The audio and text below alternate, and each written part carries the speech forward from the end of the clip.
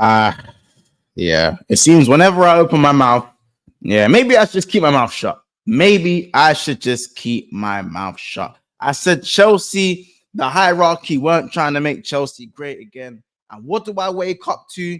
Mike Maignan, filet mignon. You know what I'm saying? The French goalkeeper, the powerhouse in goal for AC Milan, one of the better goalkeepers in the world. Chelsea have approached Mike Maignan and talks are set to begin. They're trying to make Chelsea great again. Listen, before we get into it, make sure you smash the like button. Let's get about 500 likes for this one.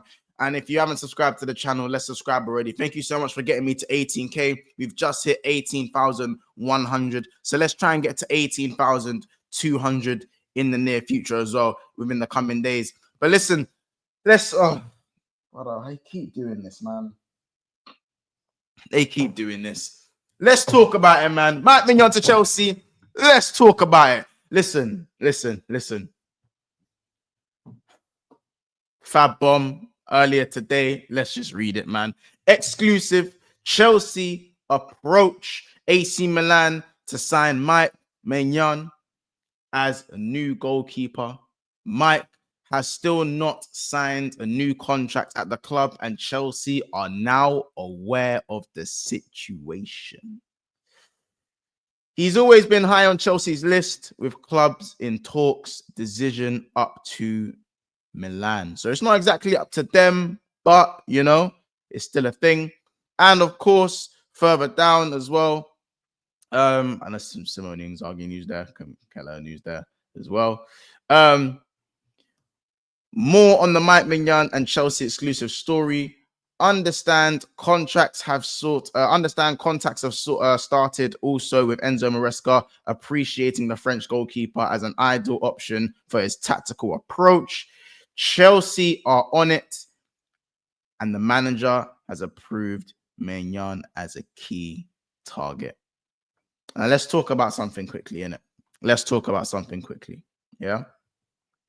Genuinely speaking, he is one of the better goalkeepers in the land right now. You look at Donnarumma, who wasn't really rated up until this year. His like kind of clout dropped, I'd say. He's regained his status over this Champions League campaign, especially for PSG. Obviously, our boy Alisson, for me, the best keeper in the world. Courtois, as again, debatably the best keeper in the world. The people like to debate us as well. Absolutely inclined to think that as well. And then after them three, Mike Maignan is obviously one who's very high on the list in terms of top goalkeepers in the world right now. Now, if you look at Chelsea and what they need to do to strengthen, yeah, and of course, I've got another model here quickly that I want to show you guys. Yeah. Now, I've left a lot of spaces clear for this. I've left a lot of spaces clear for this. But when you look at Chelsea's, in fact, you know what? We're not even going to look at this first. We're going to look at the Premier League table. We're going to look at the Premier League table quickly. I want to let you guys know. I want to show you guys something about Chelsea Football Club. Yeah, Chelsea Football Club. I'm going to zoom. I'm going to share this tab instead. Yeah, you'll have a look at this. I'm someone who's very, very, very critical.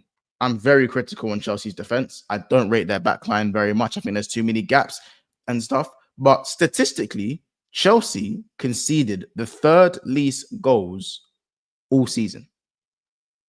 And that is with a goalkeeper who is legitimately playing against them. Sanchez, for many times this season, was playing against them.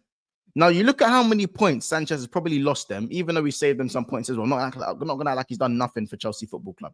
But Chelsea have had a major goalkeeping issue and have still managed to uphold the third best defensive record goals-wise. Obviously, I know there's more stats in detail, such as XG conceded, shots faced, and stuff like that. I'm not going to go into those for this video. But the point is that Chelsea have a defensive issue that they've had to deal with and has still managed to, again, churn out what is a good defensive record goals-wise when the season has finally ended, once everything's kind of said and done. And I feel like if you improve Chelsea's defense even more by bringing in a top-class goalkeeper, how many points does that save them? It saves them more than 2, and Man City were only 2 points above them. I think it saves them more than 5, and only Arsenal were 5 points ahead of them.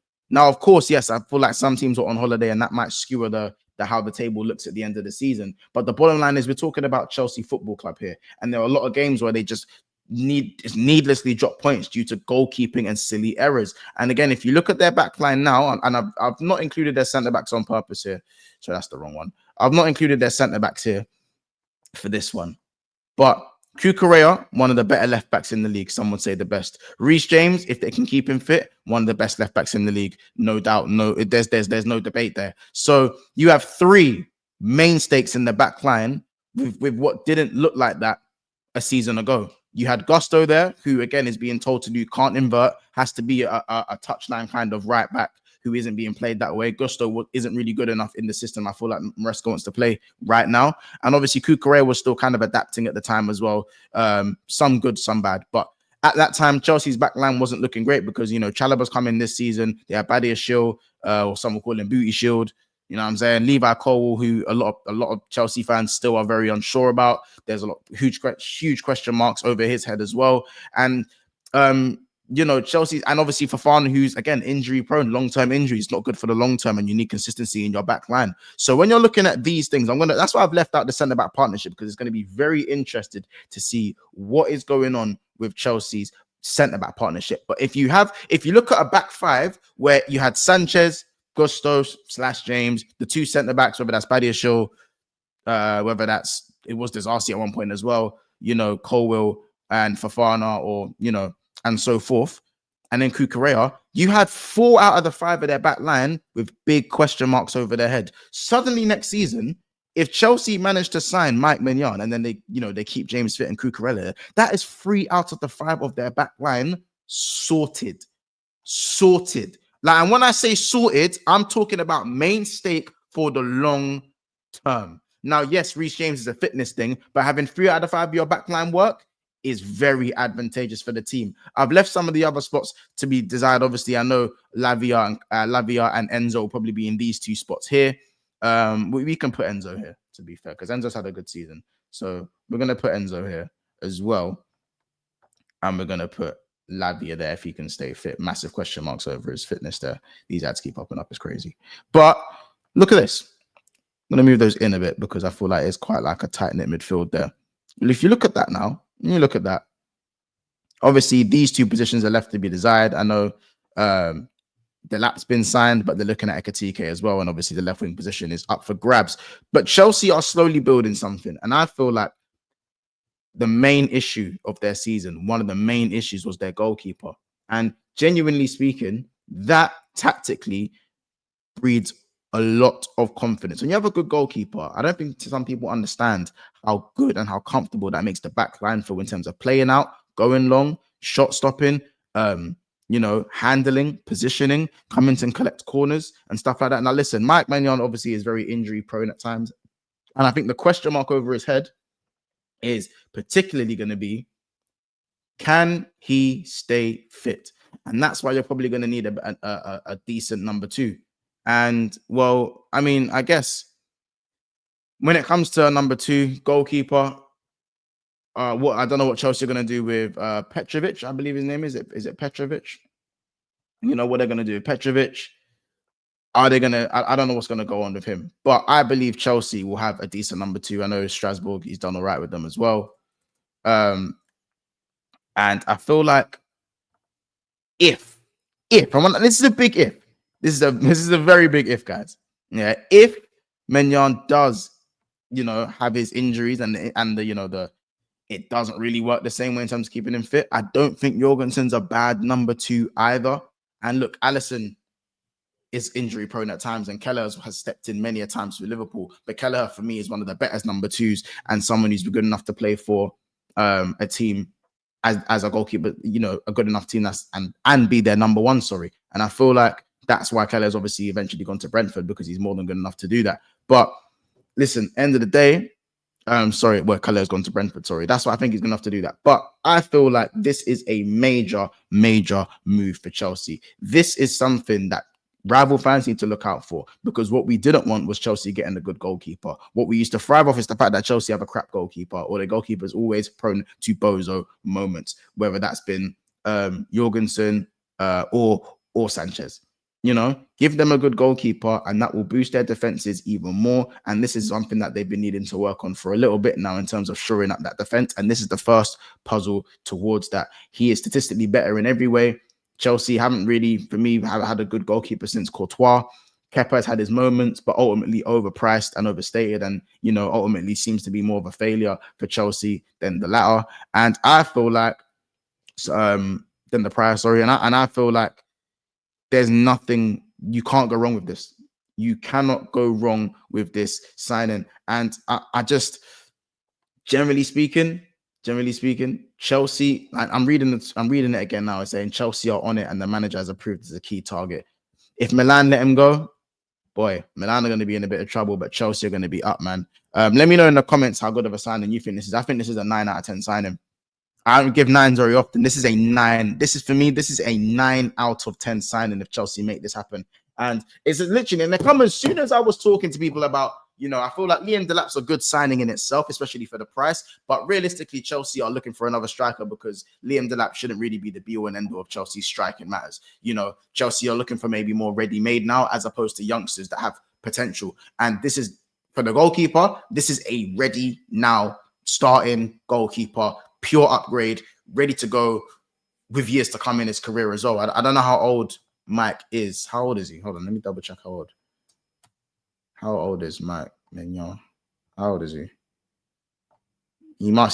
He's 29 to be fair. Actually, he's 29. I thought it was 27. But 29 is still good for a goalkeeper for me. 29, goalkeepers can go up to the 30, 31, 32, 33, 34 and still be at the top of their game. So even at 29, you're getting a goalkeeper pretty much in his prime. Like, there's no negative to this. So if Chelsea can then go and get another centre-back who is probably quite high on everyone else's list, or Bastoni or something like that, or even a Braithwaite, a Braithwaite and Bastoni partnership, and then move the other centre-backs, to squad players, then Chelsea have sorted out their defence with an already fully functioning midfield.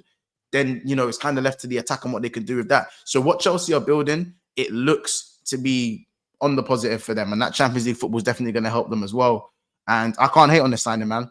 I generally can't hate on this signing. But that, just listen, you lot, let me know what your take is on this one. Maybe I should just keep my mouth shut when Chelsea are looking at players like, Gittins and stuff like that, who I don't think is that bad, but I feel like Chelsea can look further than Gittins when they already have Madueke and stuff like that.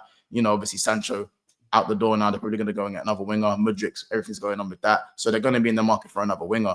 But yeah, I should shut my mouth because the way Chelsea are moving, if they get that done, that's going to be serious. That's a serious move. But listen, you lot, if you made it this far, like and subscribe. Yeah, man, that one's got me hot. You know what I'm saying? I'm giving it a 9 out of 10 sign if this one happens. We're going to keep tabs on it, and we'll do like a little tactical breakdown if they get it over the line, or if we get some more almost seen for your bombs regarding that one as well. But you lot, man, shout out Chelsea on that one, man. They done their thing. Well, they're doing their thing in regards to the goalkeeper. We'll see you in the next one. Drop a comment on what you thought. If you think, rate the signing out of 10 in the comment section below, and let me know your thoughts as well on Mike. Some of you guys are still unsure because of his injuries, but I think he's a no-brainer. Absolute no-brainer for me. Anyway, guys, take care. We'll see you in the next one. Make sure you subscribe to Big Six Bands for more videos like this, and we'll see you guys soon.